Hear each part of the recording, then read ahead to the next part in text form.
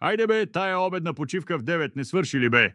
Ще дочакам още малко да знаете и после затварям вратата от външната. Ти, моя любов. Да. Благодаря за поздрава. Малко симфония, докато обядвате в 9. Повтарям в 9. Кажете за какво сте тук. Дошъл съм за едни документи и ви съветвам да не ме мамите този път, защото аз познавам точката на закона.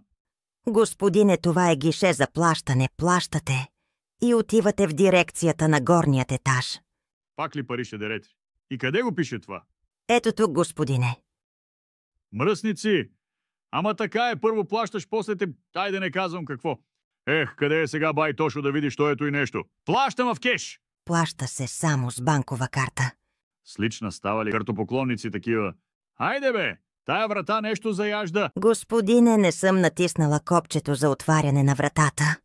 Ами айде бутай той копче де. Приятно прекарване, господине. По-леко де, това си беше жив атентат. Чакай да видим коя стая беше. Абе май видях един мой селски тука. Бай Данчо, ти ли си бе? Опа! Госпожа адвокатка, ще прощавате значи. Абе къде са тия дирекции бе? Ех да имаше кой да помогне.